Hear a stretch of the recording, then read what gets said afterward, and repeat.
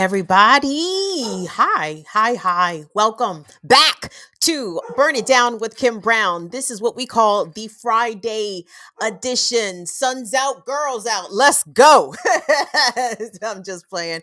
I had to come and look a little bit spry today since I have been MIA all week everywhere. I've been MIA basically everywhere, with a couple of exceptions. But I'm so appreciative that you all reached out and liked the post about me being out ill.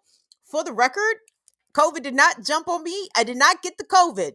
Monday evening, I ate something that did not sit well with me. And it sat very unwell with me for at least 2 days. And then when Thursday rolled around, I I I, I that I was unable. I was just unable to do much. So I appreciate everybody's thoughts and well wishes and inquiries as to whether or not I was missing. Did COVID jump all the way on me? Did COVID stomp me out? No, I am still undefeated versus COVID out here, so at least to my knowledge. Let me just put it that way. So thanks everybody. Sorry we missed Tuesday's show, but I'm very excited that you guys are with us today. We've got a great program in store for you. Come on in here, give the video a like, a thumbs up if you're not already subscribed to the channel. Hit us with the free shit if you could. Give us a like, follow, share. Go around the internet, follow us places at BIDWKB. I haven't really put that call out for a while, but we are at BIDWKB, Instagram, TikTok, Twitch, Facebook. I'm sitting here trying to remember. At Burn It Down KB on Twitter. And I guess that's it. So let's start with the free shit because, I understand the holidays are approaching. These in Indigenous Peoples Day meals that we have coming up next week. Some people call it Thanksgiving. Fuck Thanksgiving. We call it Indigenous People Day. So everybody's getting their Indigenous People Day meals together. And them joints is costing. So if you don't have it to support the channel materially, I don't care. I mean, Molly, don't listen. I don't care. I mean, I do care, but I don't care. At the same time, it's more important to me that you all are here spending time, engaging. If you're able to run some bucks, cool. If you're not, cool. If you could just show up, that's fine too. But don't tell Will and Molly that. they not supposed to hear that. I see you, Black Magic. What's up, Black Magic? Where you been at? You been busy? That's fine, Black Magic. I am so excited to see you specifically. Thank you so much for making some time. What's up, Tamara? Big Teal in the building. What's up, my baby boy Vesper in the building? One of my nieces, Nat, is in the building. Big Pun came through, Beantown. David Silberg, put some respect on his name.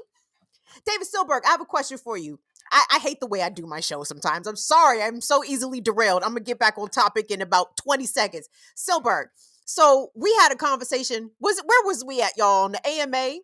And I told my bruvs, who I love very deeply, but I did tell my bruvs to stop bumping into my white friends when they see me out in the street with my white friends. I said, stop bumping into my white friends. David Silberg, has the brothers ever bumped you when you out in the street with your wife? I'm just, I feel like I already know the answer, but I want to hear from you. So anyway, shout out to all of my people there. What's up, James? What's going on, Donnie? Frey not up in here. My son is in here, Tyler. What's up, Nubian? We got some Nubians in the building. Brand Nubians. I love it. Come through, Valley Girl. Valley Girl's my other niece, of course. Put some respect on Silberg name out here. Y'all already know what's up. What's going on, CB? Hello, Courtney. Courtney, my sis. I love to see everybody. So thank you all. Oh, Michelita. Bonsoir, ma chère. Bienvenue. I'm so glad that you could come and spend some time with us all the way from France. I love to see that. Thank you guys so much. So anyway, good show. Good show in store today. Now, I put Elon on the thumbnail because, YouTube is a little attention whore out here.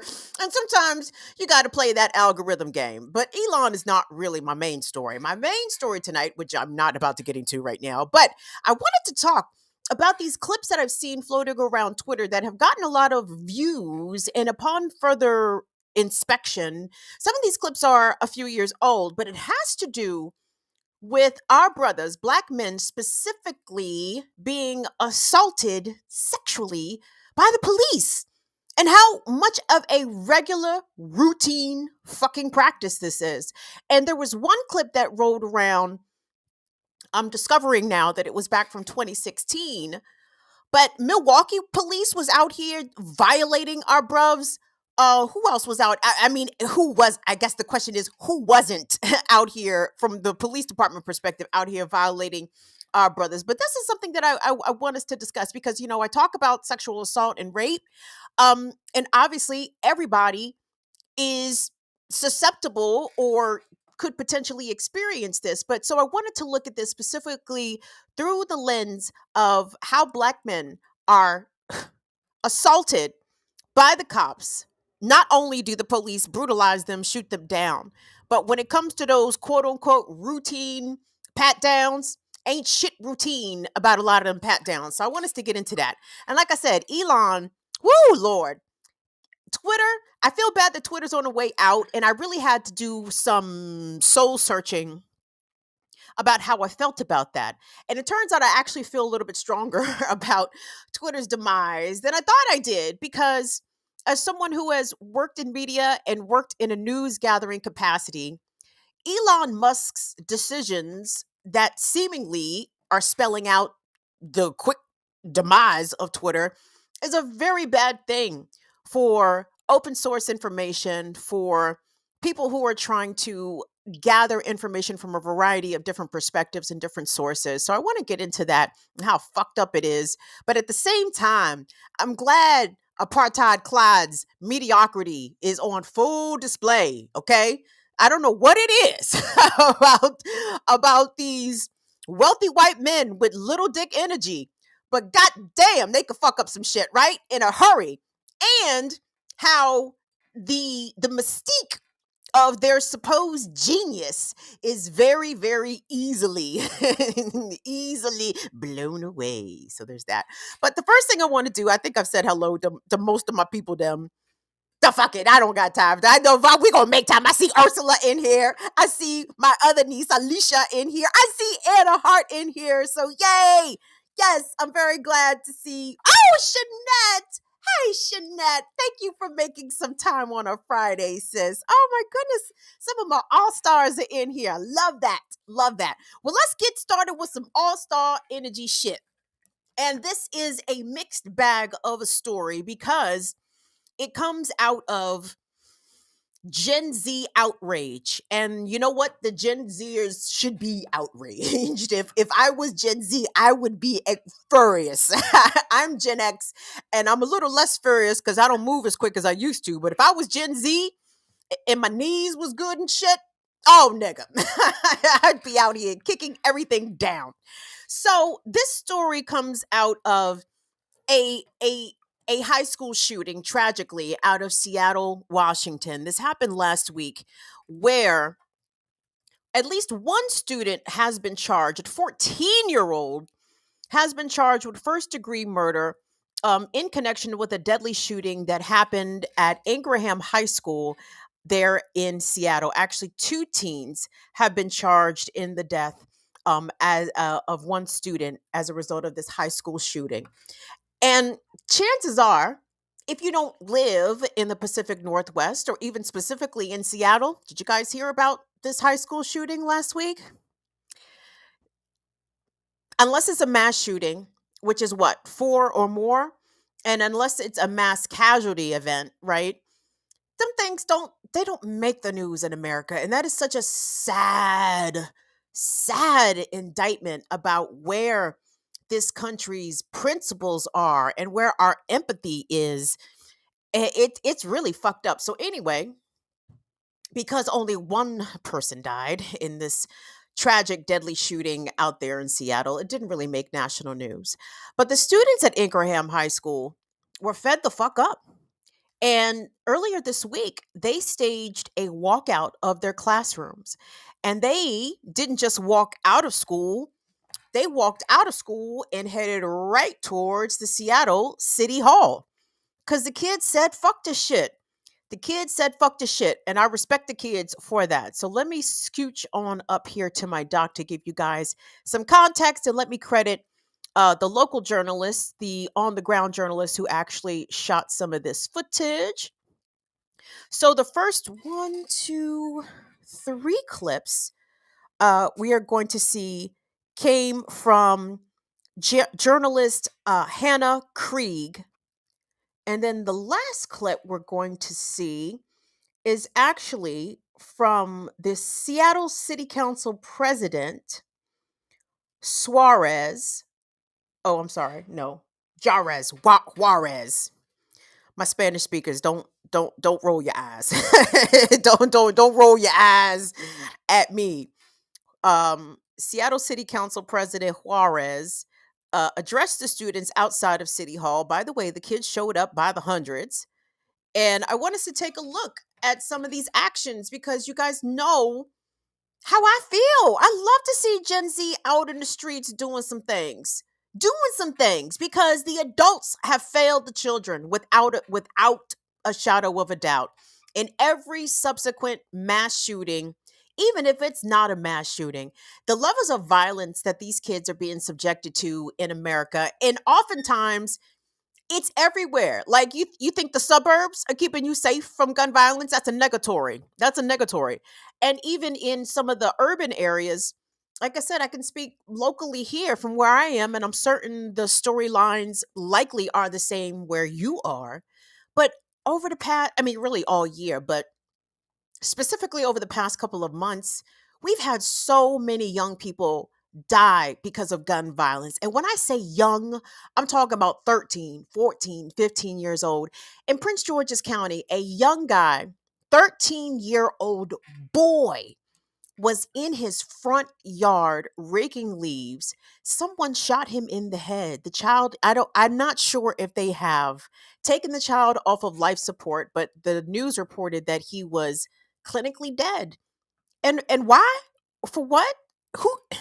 It's very frustrating. So there is no political will to do anything to stem gun violence in this country. It's just, oh, I guess that's the price of freedom in America, huh?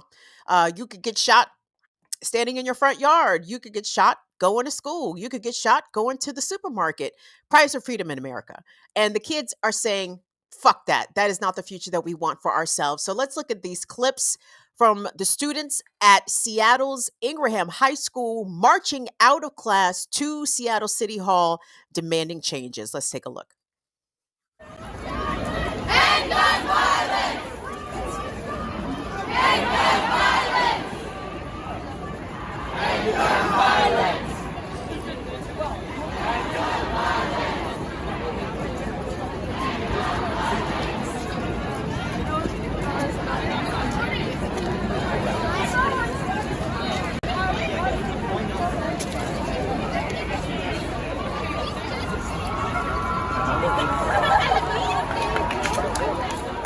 Thoughts and prayers are not enough! Thoughts and prayers are not enough!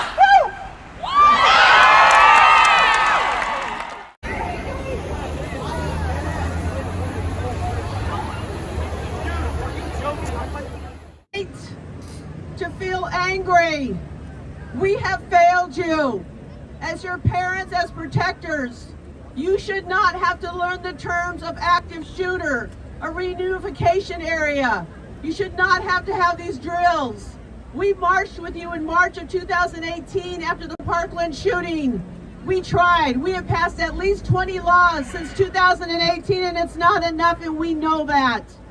We are sorry that we have put you, children, in adult situations, in adult scenarios, and asked you to behave as adults. You should be safe in your school. You should be safe in your church. You should be safe in any event where we are out there just living our lives. But what pains me and all of us here and the other members of City Council who are parents or are going to be parents is we want this to end. What we can't do is, what we have done as a city is have advocated for common sense gun laws in Olympia. And we need to do more. It's almost like climate change. We can't get Congress to recognize that gun violence is killing our children. We saw what happened in Uvalde, Texas. We saw what happened in Parkland. We saw what happened in Sandy Hook. And as a mother and a grandmother, I feel that. And we want you to know that we hear you. And we are so proud to see all these beautiful faces out here today. So my job today is to listen, but I wanted to at least be here to welcome you.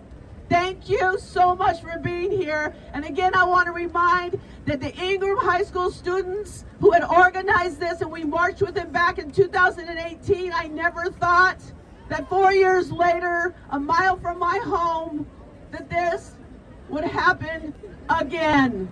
So we hear you, and I hope, how many of you are going to be 18 and ready to vote? That's what you do, and we need these common sense gun laws. And with that, I want to welcome you. Thank you for being here. Ooh, she almost had me until she started asking, how many of you guys are almost 18? Well, vote. That's what you do. Oh, Jesus. Oh, it is later than we think. We are worse off than we think. But so that final clip was shot by journalist Omari Salisbury. The other clips shot by Hannah Krieg. Thank you to both of them for being on the scene there. In Seattle, guys, the kids understand that the jig is up. There is a reason why Gen Z overwhelmingly voted Democrat. And you guys know I don't really give a fuck about Democrat per se, but the children understand that there is definitely a choice in front of them. And they are determined. And you want to talk about pushing niggas further to the left. Oh my gosh, Gen Z is going to push everybody to the left, whether they're ready for it or not.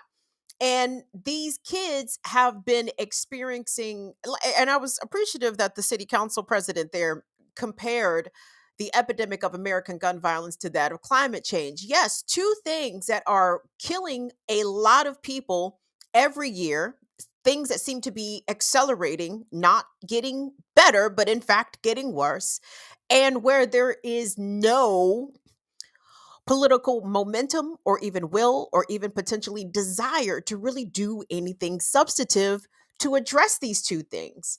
These kids, well, fuck, I'm thinking fucking Columbine. When did Columbine happen? Late 90s?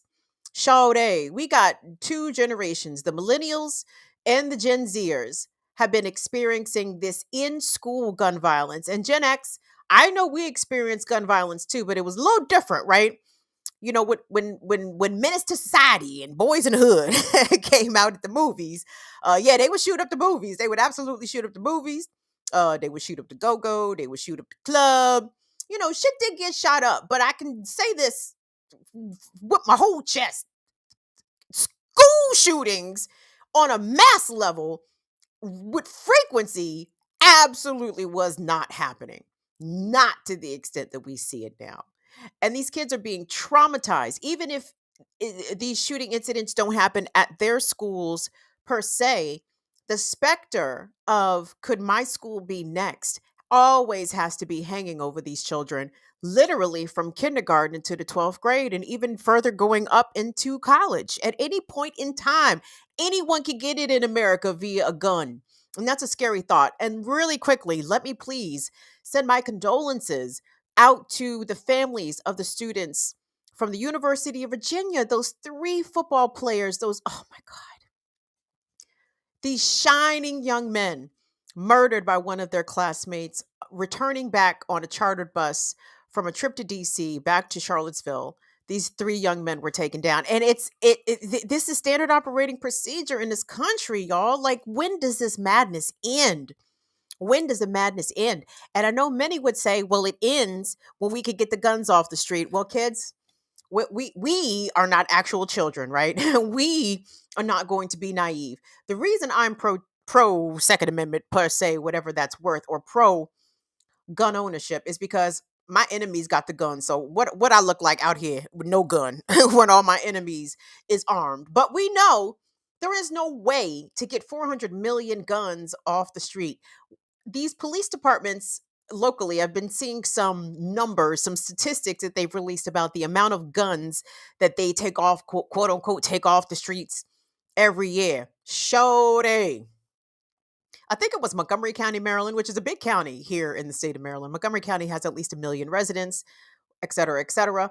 I think they took 1,100 guns off the street. They took 1,100 guns off the street. That's a drop in the bucket. That is not even a complete wave in the ocean for the amount of guns that are out here. And the answer is not funding more police. The answer is not gun buyback programs. We have to sit down and fundamentally address whatever sort of ongoing deep violent psychosis that is impacting this country and this society. We have to make people not want to shoot the guns, okay? The guns, the access to the guns, I can't see that ever going away simply because there's more guns than people in America, in case you didn't know. And people can look around the globe and be like, well, Australia did it, and this one did it, and that one did it. Yes, yes. But these whites, I understand. I understand that Australian whites all are also too ornery. They ain't got shit on American whites, okay? The most orneriest whites on the planet live right here, dog, right here. And from their cold, dead hands, only then, maybe, might you be able to extract these guns from the hands of insane Americans.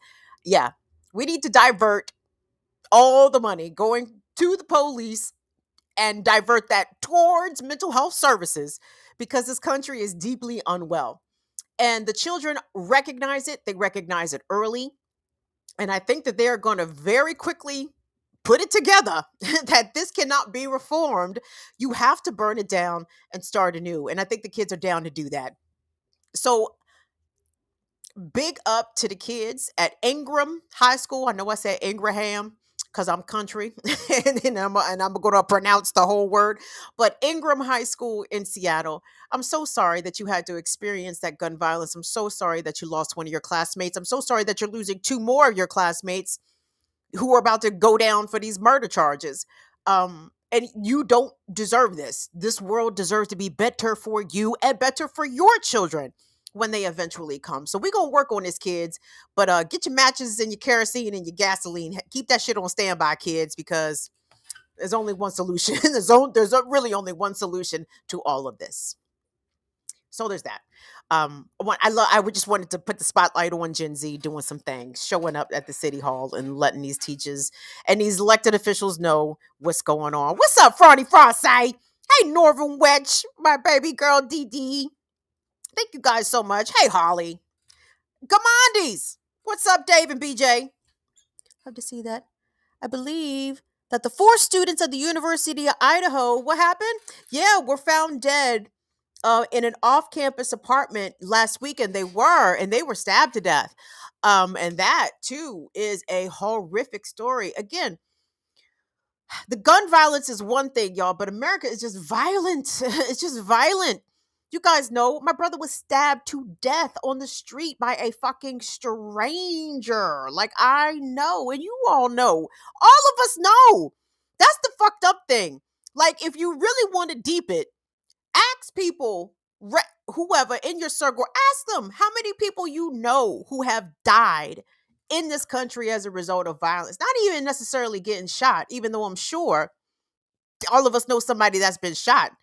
But just people dying, getting killed, murder. Like, murder's so regular in America. Murder is a fucking genre in America. Like, Dateline, fucking 60 minutes. No, maybe not 60 minutes as much, but Dateline for sure. What's some other murder shows? Just all about the murder, following the cop investigation, and then the resolution. Like, there's entire cable channels devoted exclusively to that. And because there are so many murders in America, it is an endless well of content. Murder mystery, solve the crime shows. Jesus fucking Christ. Get me out of here. I told y'all to be working on my foreign husband, and y'all been bullshitting. Y'all have been bullshitting, man. No, nigga, I'm about to hang up on y'all because I'm furious because I'm still here. I'm still in this goddamn country, and y'all not helping. Y'all not helping. God damn it. Y'all not helping. Y'all are not helping. Jesus. Anyway, let me move along. I'm so sorry. And I apologize because sometimes I know I laugh at shit and I'm definitely not supposed to laugh, but I can't help it. because America is not going to drive me all the way crazy. America might drive me halfway crazy. America might even drive me mostly crazy. But I'm not going to let America drive me all the way to fuck crazy. I'm going to laugh. I'm going to find, I'm going to find some humor in all the blackness. Well, not the blackness. I don't like how that sounds. And all the darkness. I don't know where this is going. Anyway, let me move this along. Hey guys, do us a favor. Do us a favor. Hit like, hit the thumbs up on the video. Let me see what we got people in here. Anybody come through? I'm always surprised to see folks. I'm like, oh shit, people came through. That always makes me feel really good. Okay, we got a nice little crowd in here. We got my nifty 50 up in the joint. That works for me. I'll take it. This is about to be a little bit of a bummer. God damn. Maybe y'all need to send me light and airy, bubbly stories. Do those exist? What potentially could be bubbly? Should we do dog adoption stories? What should I do here to lighten the mood? Because I'm telling you, it's not my intention to go through and find these stories. These joints be jumping out. And this next story that I wanted to get into, upon further inspection, I discovered that these are not necessarily recent stories, but this is an ongoing issue that I don't think can really be spoken about enough. And I just wanted to give a trigger warning for police violence, police brutality, sexual assault. Okay. So there is a Twitter account. I think the actual handle is at protect BM bodies, protect black male bodies or black men's bodies. But their little descriptor says strip search. And I saw this clip maybe a week ago on Twitter. Let me sit up straight. And I bookmarked it because that's what I do. I bookmark the shit to come back to it later to see what's going on, et cetera, et cetera. And the clip that I saw pertained to the Milwaukee Police Department. And it was, I think it was TMJ4 News, which I think is the NBC affiliate there. And it was an excerpt, a clip from one of their packages where the reporter was asking black men who were part of a lawsuit against the city of Milwaukee because of sexual assault. And when I did some further digging, I said, this is not a news story per se, but the clip itself, though being posted on Twitter about a week ago, has already gotten about 1 million views on Twitter. So, Will, let's go to the article if we could. So this is posted from a website, Lovey and Lovey. This is a law firm. And the headline reads, Milwaukee settles racially tinged body cavity / strip search suits with 74 black men. And I don't like racially tinged because, dog, ain't shit racially tinged about the shit, my guy. And this is dated January 19th, 2016. So I was a little surprised to see that, but I'm like, oh, okay. This clip made the rounds, et cetera, et cetera. Let me just brief you about what the resolution of this settlement was. And then I want us to see the clip because regardless of the age of these clips, all this shit is still relevant because I assure you, Milwaukee police likely have not stopped this behavior. So the Milwaukee Commons Council today, which is back in January 2016, approved a $5 million settlement that will be divided up among 74 African-American young men, including a 15-year-old boy and a wheelchair-bound paraplegic. God, the ableist language in this shit. Ain't nobody bound to a wheelchair, my G's. Motherfuckers are wheelchair users. I'm sorry. I didn't mean to call my wheelchair users motherfuckers. But you understand. Ain't nobody bound to the wheelchair. Motherfuckers get out. I'm sorry. I did it again. Motherfuckers do get out the wheelchair. Okay? They are not bound to the wheelchair. They use the wheelchair. Hopefully these people are writing better press releases these days. So a wheelchair user who is also a paraplegic, and among those who are included in the 74 person class action suits, who were subject of illegal body cavity searches and strip search by the Milwaukee Police Department as part of a widespread and racially discriminatory pattern and practice at the MPD. So, I want us to take a look at the clip again that even spurred me to look deeper into this. And again, trigger warning, and let's take a look. Let's take a look.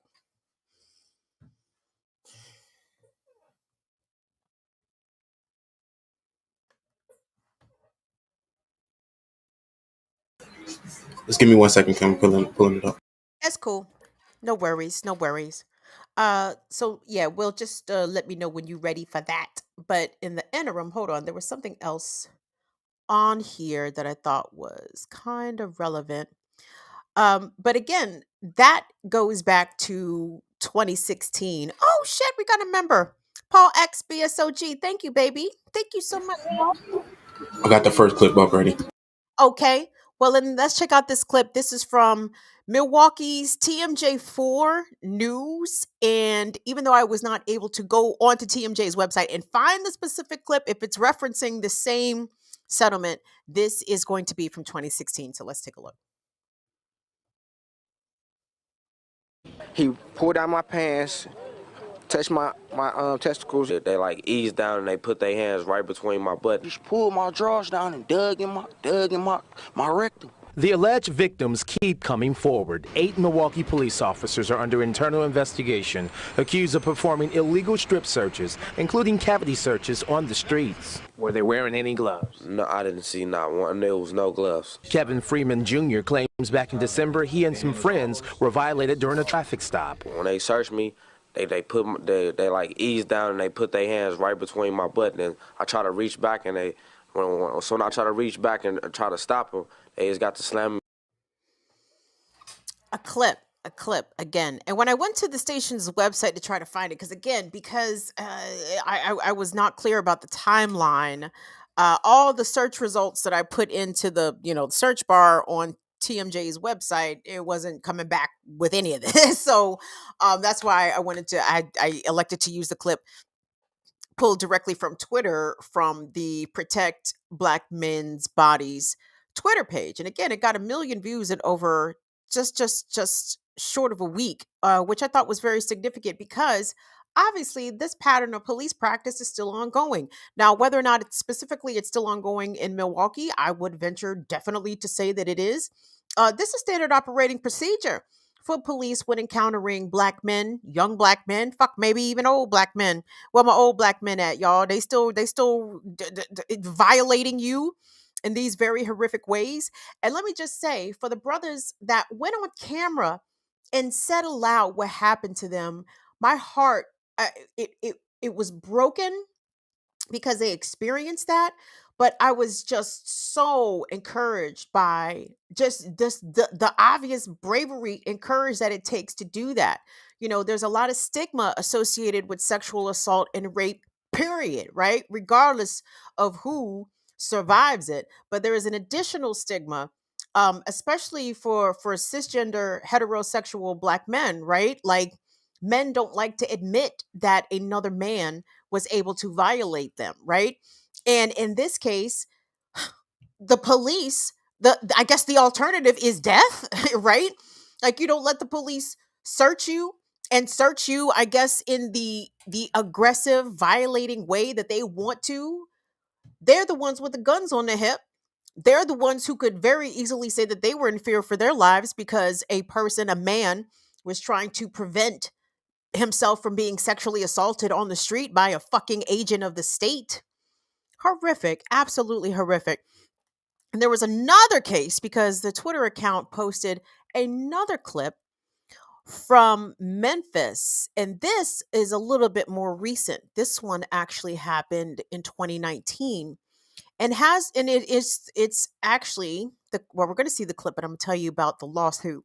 Pardon me, because apparently the only way these police even come to any sort of accountability is through lawsuits, right? Like, community complaints don't seem to do anything. Misconduct, I guess maybe the police don't even look at it as a violation of their code to sexually violate specifically black men. And circling back for a moment, if I could, to that Milwaukee incident, let's be clear here. From what I was able to gather, no other race of any other men came forward, right? It wasn't what didn't no white men came forward and says, hey, the police have also violated me in that way too. It was all black men, 74 of them, as part of that class action lawsuit. That is also very telling and very revealing. Well, let's pop up that commercial appeal piece. And this is from 2020. So a black man alleged that he was stopped, detained, and raped by Memphis Police Department in 2019. So a black Memphian alleges in a federal lawsuit that two members of the Memphis Police Department stopped him and conducted a body cavity search without probable cause. The Memphis Police Department, amid ongoing scrutiny of its use of force, is conducting an internal affairs investigation into the matter, according to the lawsuit. So, again, back in 2020, the man whose name is Mr. Billingsley filed a lawsuit in U.S. District Court in the Western District of Tennessee that alleged that Memphis Police Department officers stopped him at the intersection of Red Oak Street and Mimosa in Binghamton, where he, pardon me, where he spoke to his son, where he spoke to the son of a female acquaintance on August the 5th, 2019. Both the young men and Billingsley were on foot. The two officers, who are identified as John Doe 1, a white man, and John Doe 2, an Asian or Middle Eastern man, pulled up, demanded that Billingsley put his hands on the hood of the patrol car, and they also detained the boy that Billingsley was speaking with. The complaint said in the lawsuit, which was filed again by the Appleton Crump law firm. Oh, okay. I say it, okay, like I know him. It's like, oh, right, Appleton and Crump, right, my guys. It goes on to say that Mr. Billingsley was violated. I'm going to actually let him tell it because we do have the clip. Again, and credit to the Twitter account, Strip Search at Protect Black Men's Bodies, for recirculating these clips because I think it's very valuable. And again, I'm sorry, I'm not trying to inflict trauma here, but it's important to understand that our men experience this by the fucking cops. And not to say that women don't experience this shit by the cops either. Everybody is eligible, unfortunately, to be a victim or survivor of sexual assault or rape. So nobody is immune from it. But we do understand that the levels of shame and shit that patriarchy puts on men makes it harder for them to talk about these things. And they are not less victimized by sexual assault and violence, though the difference is that usually those that are sexually violating men and those that are sexually violating women, they also happen to be men, right? So we kind of have to address that at some point. But right now we're focusing on the survivors and the stories of their survivors. So let's take a look at this clip, again, pulled from Twitter because of the age of these stories. This is it's going to pick up in the middle of the package, and this is from Fox 13 and Memphis. So let's take a look. As he considers this rape because the officer didn't just pat him down, he stuck his fingers up his anus, and it happened in front of a large group of people. I can see how rape women, I can see how they feel now. Humiliated and violated. That's how a Memphis man feels after an encounter with two Memphis police officers. He didn't want to share his name or show his face because he's scared of retaliation. The victim tells me it all started here, at the intersection of Red Oak Street and Mimosa Avenue. On August 5th, he was talking with a friend when two patrol cars pulled up. Two officers jumped out and he just slapped his hands on the hood like hands on the car now. In the lawsuit, the officers are called John Doe 1 and John Doe 2 because the victim doesn't know their names. The victim says the officers patted them down. Then one policeman found marijuana in his friend's pocket. Shortly after, the lawsuit claims the officer handcuffed him, removed his pants, then put a finger in the victim's anus. He believes his friend was searched the same way. And I'm a grown man, though, like, for you to do that to me, but like, I'm not supposed to feel a certain type of way. The whole time, the victim says he was yelling, telling the officers he didn't give them permission to search him. But he says that made things worse. You need to shut up. I can write it how I want to write it, make it look how I want to make it look. Hours later, the victim was released. He made a complaint with MPD internal. So the federal lawsuit, I do not think has had a resolution as of yet for the survivor of this. And I'm seeing y'all in the chat. And yeah, this is big slave catcher energy. This is huge slave patrol energy. This is big slavery energy. Black men and their genitals, oftentimes targeted with violence, with intention to be violent. And when Oh, awesome. Okay, my mom's home.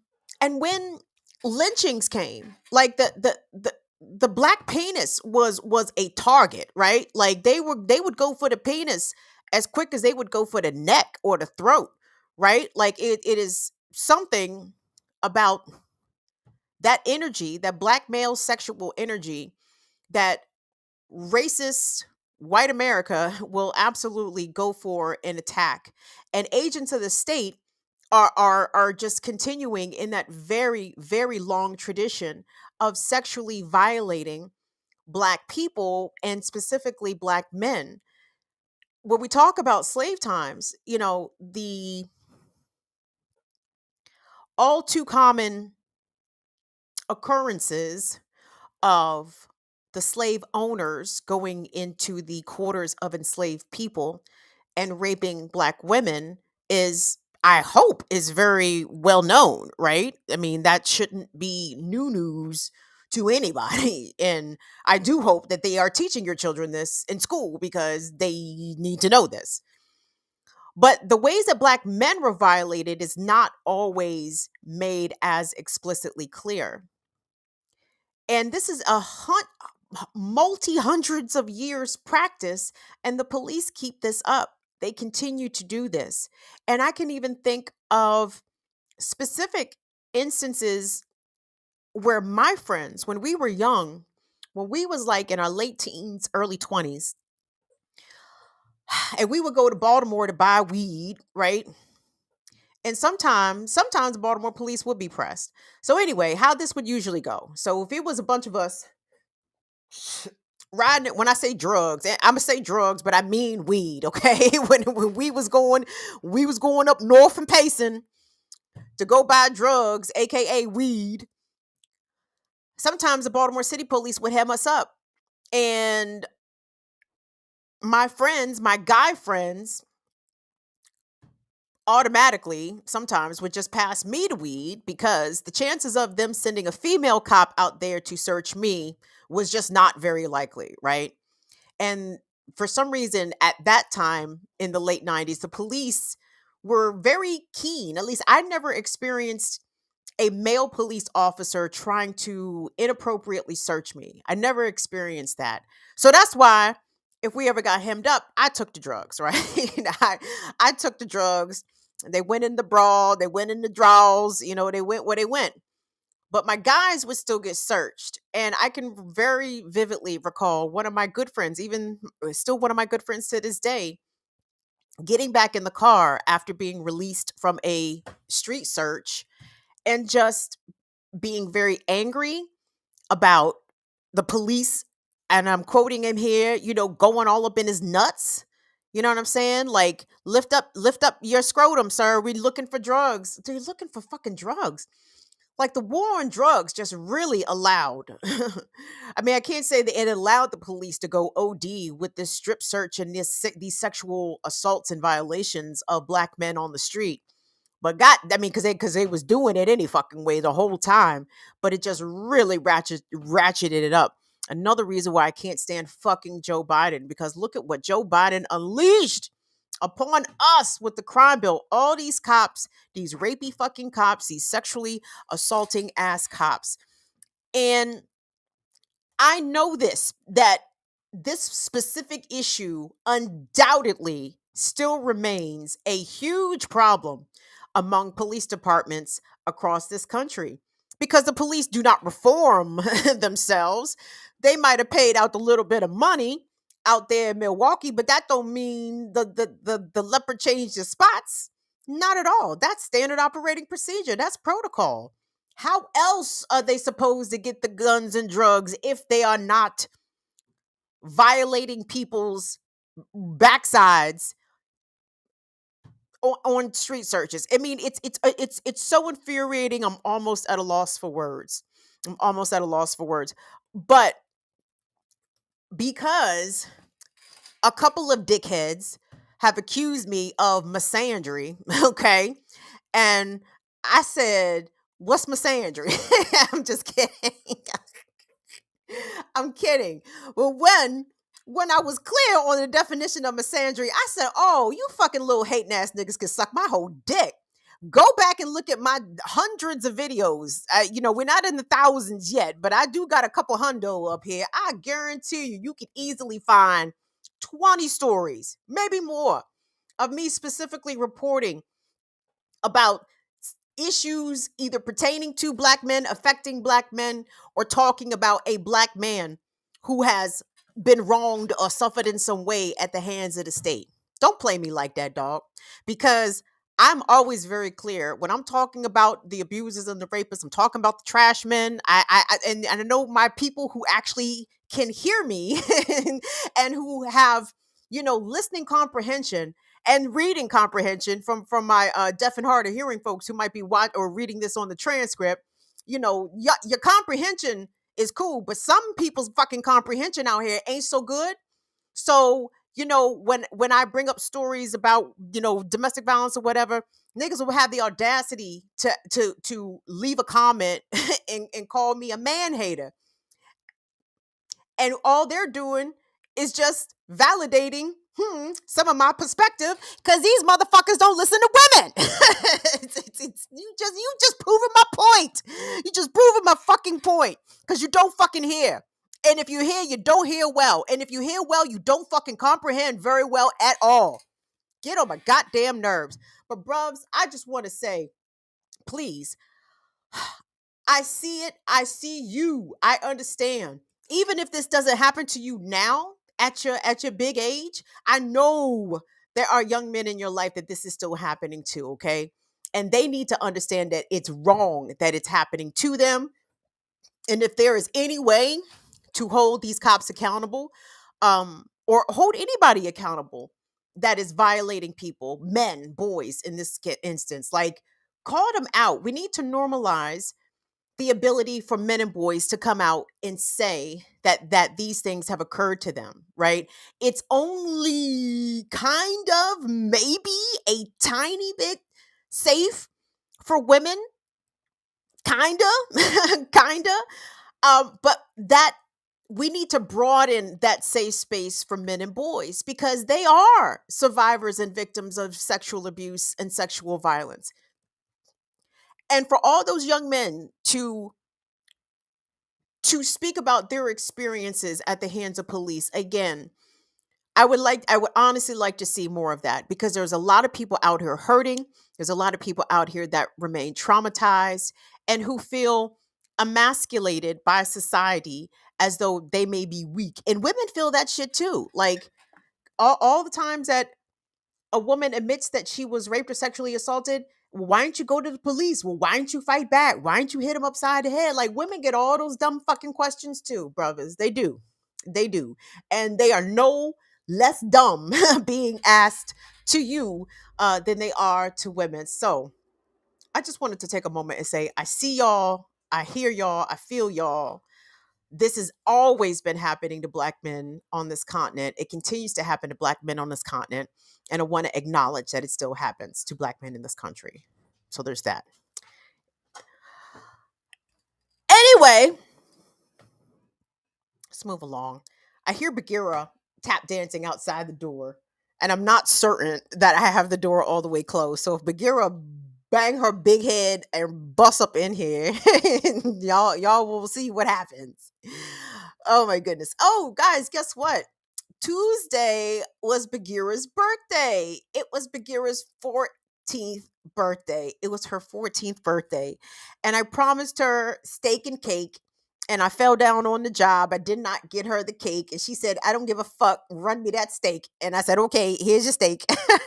She said, that's really all I wanted any goddamn way. So wish Bagheera a happy 14th birthday, even though she can't read. She can't read the chat. I'm going to have to read the comments for her. I'm going to have to read her birthday wishes out the chat. But wish Baggy a happy birthday if you could. The last story I wanted to get to, I'm going to keep it a buck with y'all.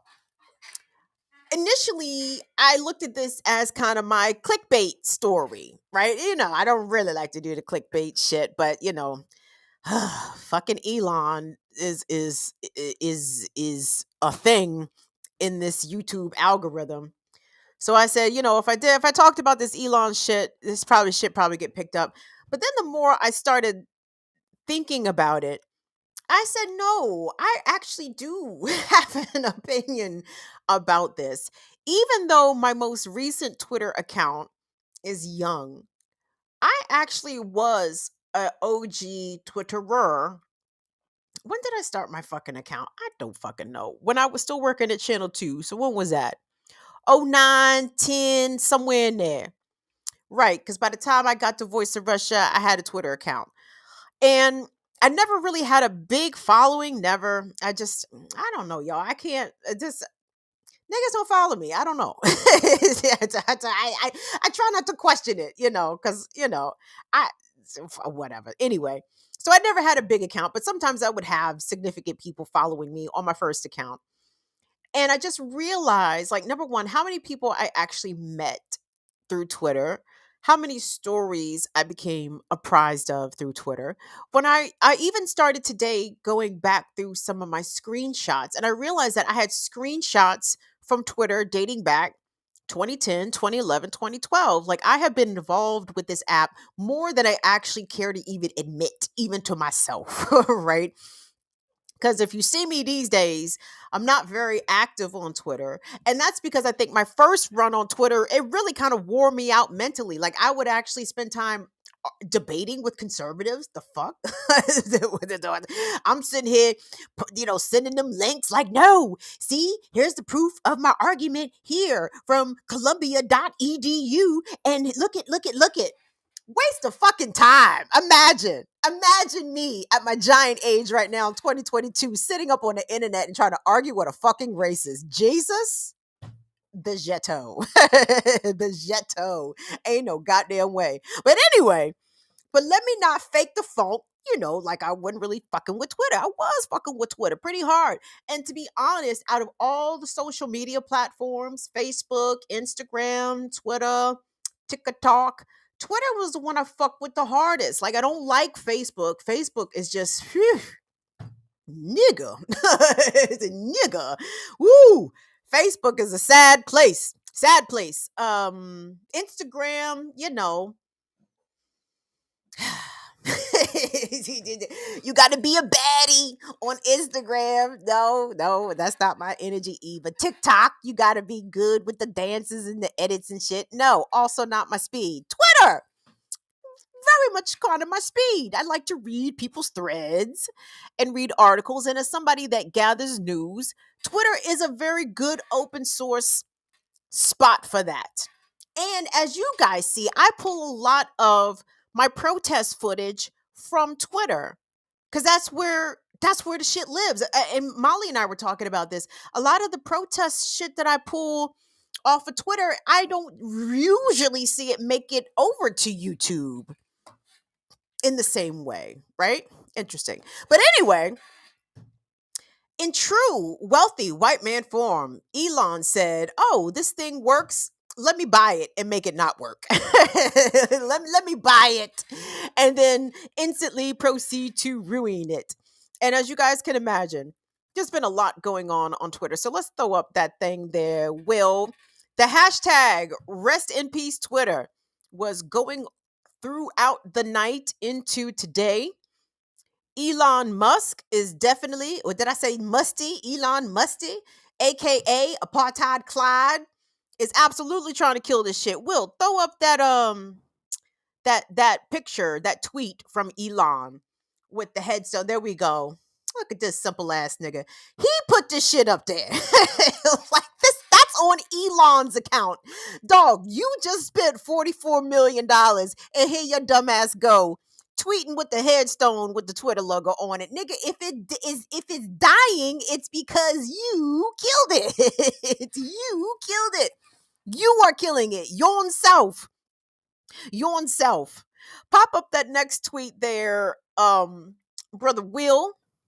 Will, I almost called you Tunde. Shout out to Tunde, by the way, y'all. I think Tunde has a birthday, either that just passed or is coming up. So we want to send happy birthday, love going out to Tunde O, original production manager and accountant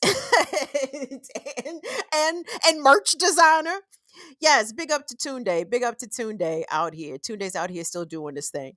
So this is a scoop from Gergely Oroz, who is a Netherlands-based journalist who has been reporting extensively about Twitter and especially Twitter in the EU. So I think this is from yesterday. So Gergely, I hope I'm pronouncing that right. Michelita, how do you say the Netherlands? Gergely. I almost called the nigga Gregory.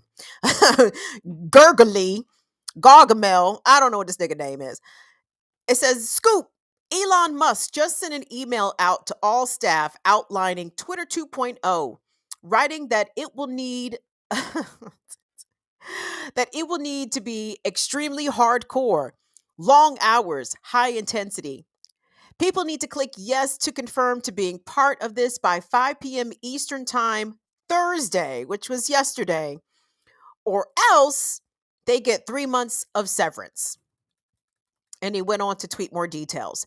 And so apparently, according to reports, those details is that a lot of people said, at least the American side of Twitter workers were like, fuck this nigga. How about that? How about that, Elon? Fuck you, dog. I think was the response. Now, Mr. Gergely, the Netherlands-based reporter, he also included the fact, and he was, again, taking it from the perspective of Twitter engineers based in the UK and the European Union, which, have better work protections for their workers. So when those European Twitter engineers received that email, they said, is it in the contract? Then shut the fuck up, man. Is all this new work shit in our existing contract? Well, then, Elon, you don't know what the fuck you're talking about. And until we hear from human resources, we're just going to ignore this shit and work this 9 to 5 as already agreed to. But indeed, it is the American Twitter workers that are in a bit of a dither. And how could they not be in a dither? Ever since Elon Musk took over this company, overpaid for it, laid off half the staff, then messily tried to rehire people because he figured out that Elon don't know how to work the buttons. Elon don't know how to fucking write the code.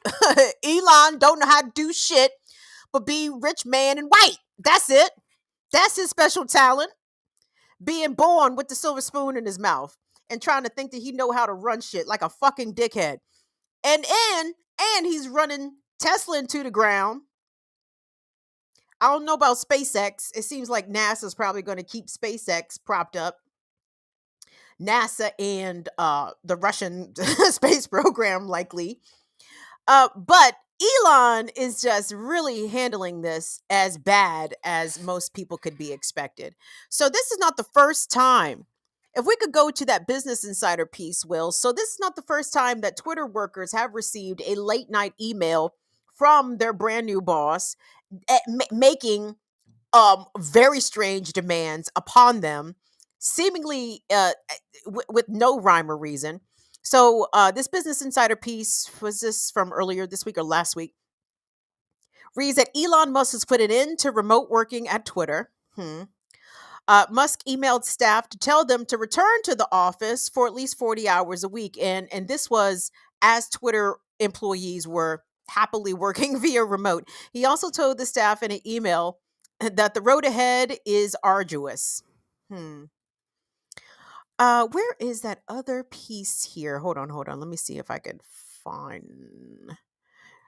Right. So this is the email that again he sent out to his staff at 2:30 in the morning and expected them to adhere. And so here's the thing about this. So in this piece, it says the billionaire wrote in the email that the employees would no longer be permitted to work remotely.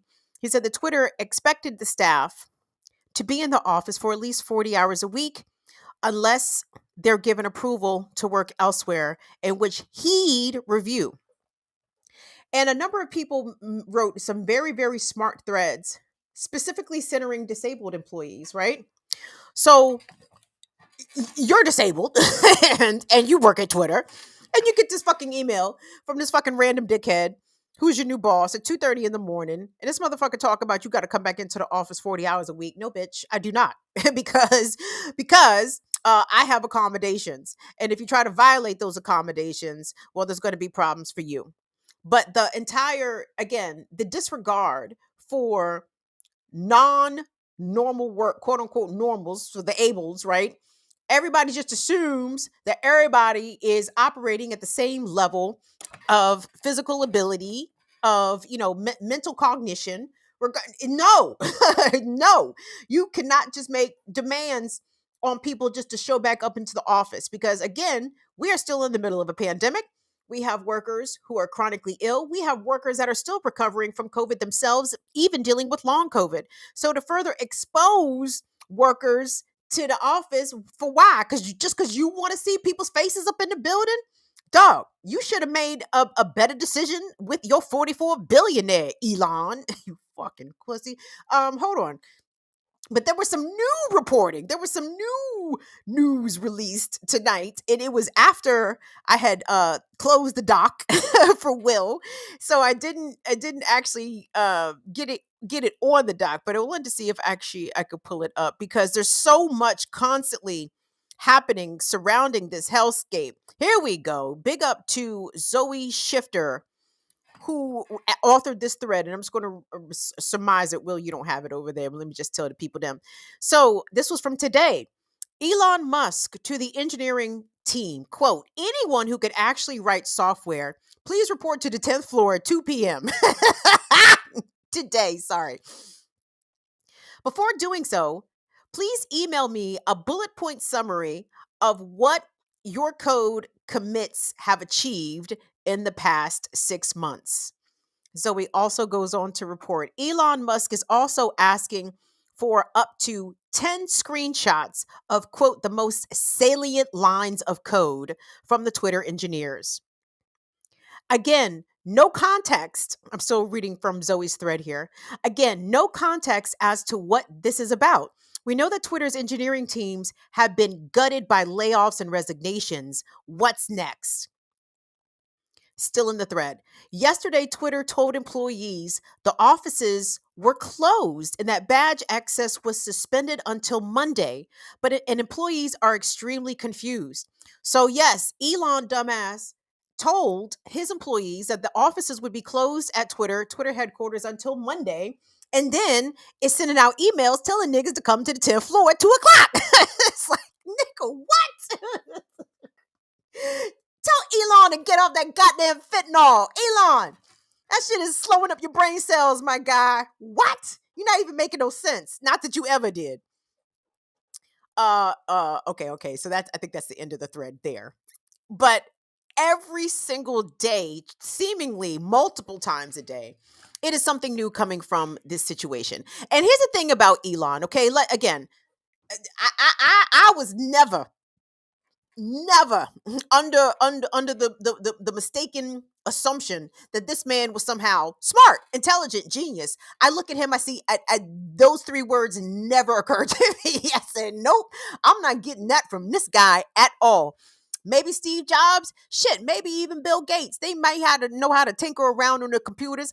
I don't think Elon knows how to do anything pertaining to any of the businesses that he owns. He don't know how to do the Tesla. He don't know how to do the SpaceX, and he damn sure don't know how to do the Twitter. This motherfucker was just born rich and white and think that he know things, and that is very on brand. Well, hold on. What else do we have here? But why this is so important to me, and I didn't even realize it was important to me until later. And well, until like today, until like today.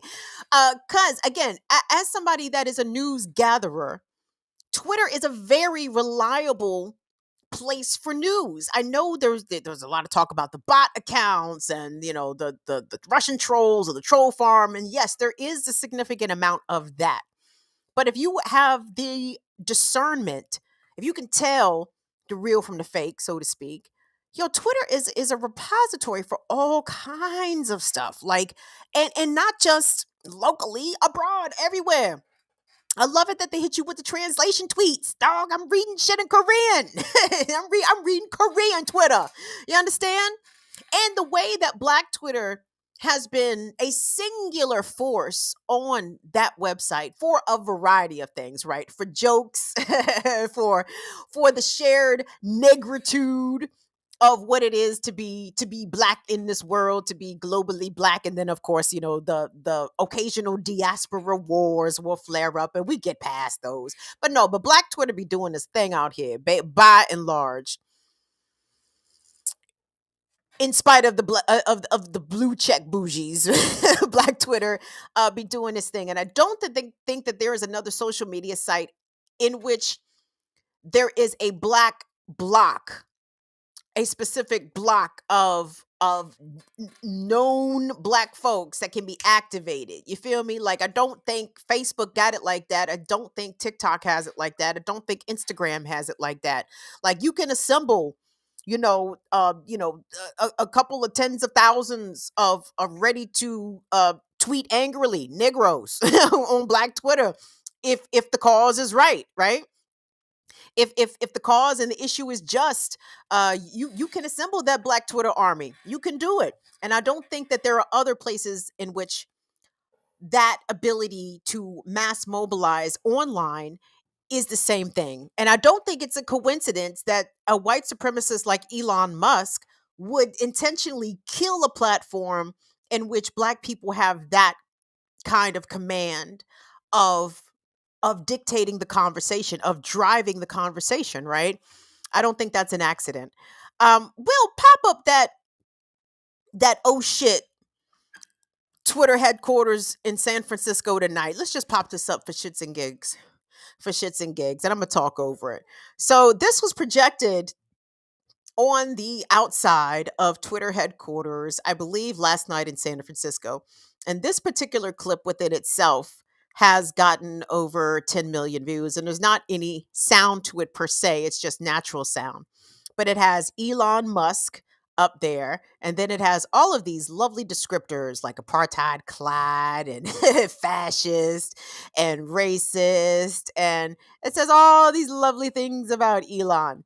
And I believe that projection was allowed to remain on Twitter headquarters in San Francisco last night for some time. I don't even know how Elon himself did not pull this tweet down.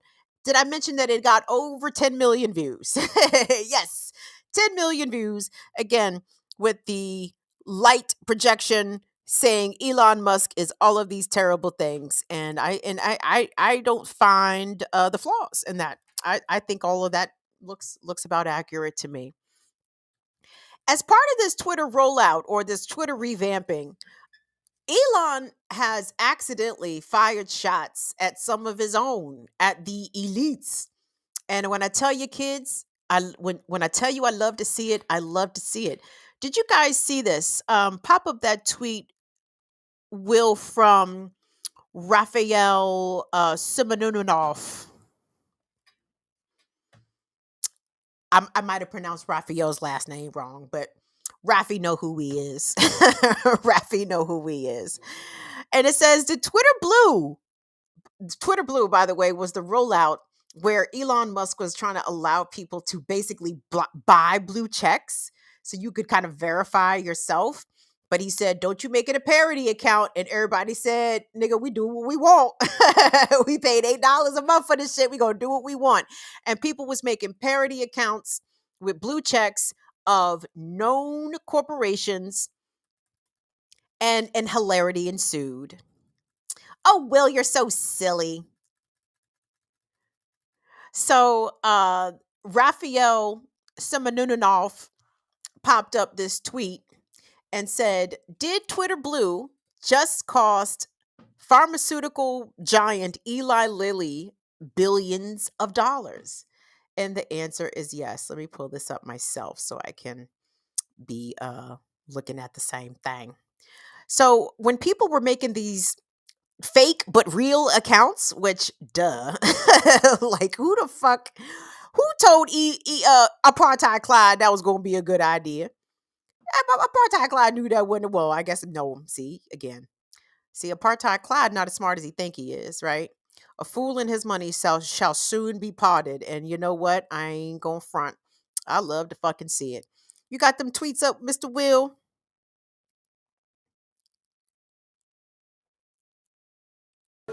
Yeah, I got that article up. Is that what you wanted up? It was the tweet.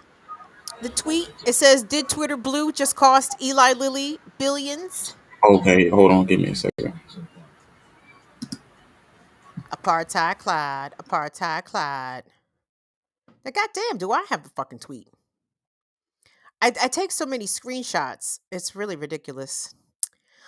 So what they did was somebody who assumed Eli Lilly said that they would be that Eli Lilly, the company that is, would be making insulin available for free, right? And of course, everybody said, what a brilliant idea.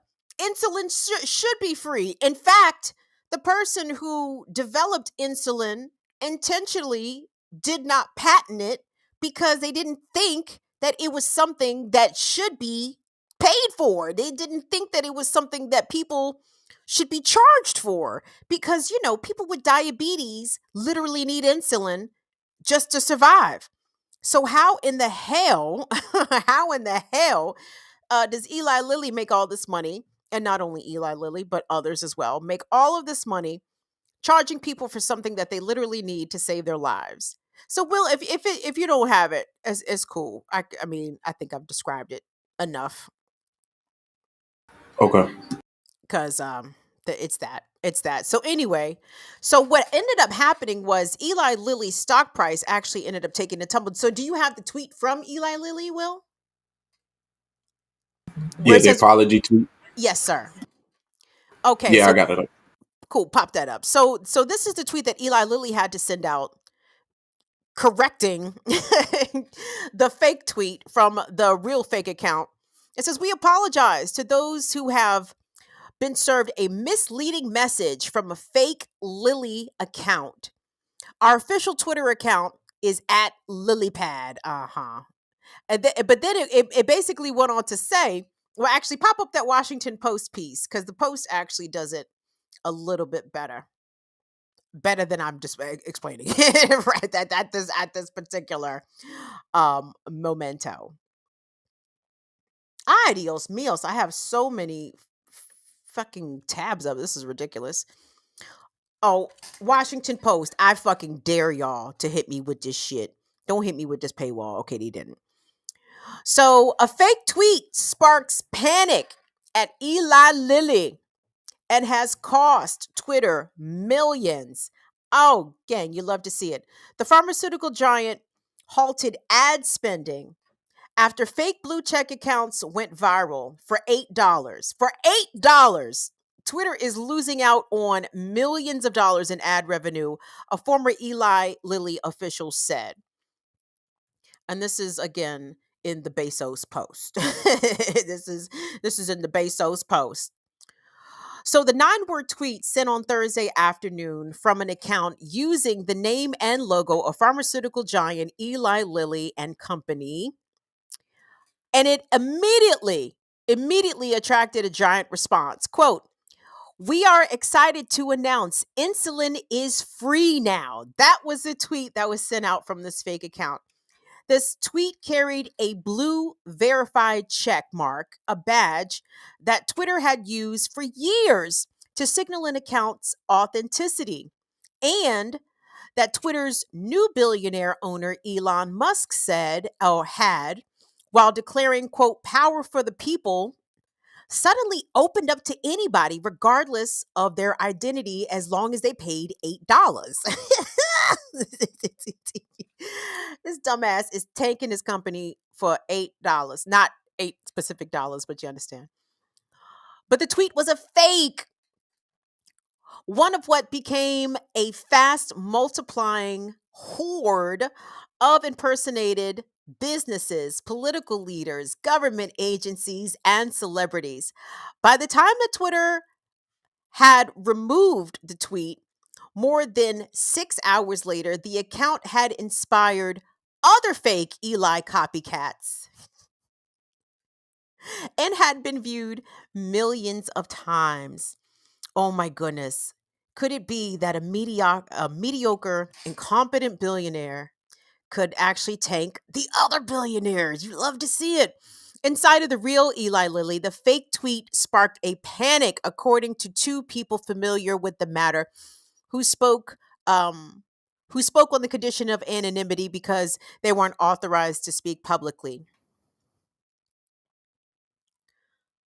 It said that company officials scrambled to contact Twitter representatives and demand that they kill the viral spoof, worried that it could undermine their brand's reputation or push fake claims about people's medicine. Twitter, in its staffing, cut in half, didn't react for hours. Isn't that hilarious? The aftermath of that $8 spoof offers a potentially costly lesson for Twitter and for Mr. Musk, who has long tweeted Twitter as a playground for bawdy jokes and trolls, but now must find a way to operate as a business following his $44 billion takeover. Let that sink in, Elon. By Friday morning, Eli Lilly executives had ordered a halt to all Twitter ad campaigns, a potentially serious blow, given that the $330 billion company controls the kind of massive advertising budget that Musk says that the company needs to avoid bankruptcy. Eli Lilly also paused their Twitter publishing plan for all corporate accounts around the world. And this something also similar happened, I believe it was with Lockheed Martin. I think some soldier of Jah created a Lockheed Martin fake account and tweeted something that compromised Lockheed Martin's stock price, at least for the day or at least temporarily. And I love this. Now listen, as a news person or a media person, I if Elon Musk is successful at killing Twitter the way that we kind of know Twitter now, that will make me upset. It will. But if Elon Musk is gonna be fucking up Eli Lilly and Lockheed Martin, nigga, onward. Go Elon, do more. Take them all down. I love that. I do love that. But again, ooh. That's what I saw. There was a couple of sentiments about this, and some people said this very well. God damn it! How come I can't ever find the shit that I'm trying to find when I'm trying to find it? It just da, da, da, da, da. But I think it was Max Berger, who is a journalist as well. Yes, and he tweeted at Elon Musk directly and said, before you came, Twitter was an essential resource for marginalized and oppressed people around the world. You have ruined it in less than a few weeks, and you don't even care because you're a shitty person. And I think that is basically my end all takeaway for it. He's correct. Twitter has been that platform for marginalized and oppressed people. If you've ever wanted to find where the spirit of protest was around the world, Like, for example, when they were doing all the Jean Billet protest, the yellow vest protest in France, I didn't see hardly any of that covered on mainstream American media. That I exclusively saw that on Twitter when people were taking up around the world for George Floyd, for Breonna Taylor, and for others. Twitter was the one bringing that to folks, and again, not even Twitter per se as an entity, but because it is the platform that can best spread these sort of scenes, these protest actions, very wide in a remarkable amount of time. And again, I just think that Twitter is a little bit more open than Facebook. I feel like Facebook is a little closed. Like Facebook will silo you, amongst your folks and your beliefs and your ideologies. But for a long time, I followed a lot of those right wing nut jobs on Twitter just because at that time I was interested in what they're talking about. I'm not interested in what they're talking about now, but if I wanted to tap into that, it's right there. I don't have to go digging around for it. And there's disabled Twitter, there's crypto vote Twitter. There's all kinds of subgenres of Twitter in which marginalized and oppressed folks have been able to organize around and build community. And if that goes away, then that is a sad thing, because I don't know what is waiting in the wings specifically to replace that thing. And I've seen people talk about Master Dune or whatever the fuck the new Joan is called. I'm like, nigga, like I'm already middle aged. There's already too many things on my phone that go ding, like I do not need another app fucking harassing me at all hours of the day and night. No. So we will keep an eye on Twitter, but what I appreciate is the mediocrity has just been laid bare for all to see. And whom amongst us, as class warriors, who amongst us does not love to see the billionaires fall down? And we know Elon's not about to be, renting out the hostel somewhere in San Francisco. Elon's still gonna be a rich bitch, but that nigga ain't brilliant. That motherfucker is no genius. That motherfucker is no business mastermind. He don't seem to know how to make shit pop in ways that average, I guess, other people do not know. He was just born white, male, and wealthy. That's his special powers. Those are his abilities. And that is the extent of his abilities, the shit that he was born into, right?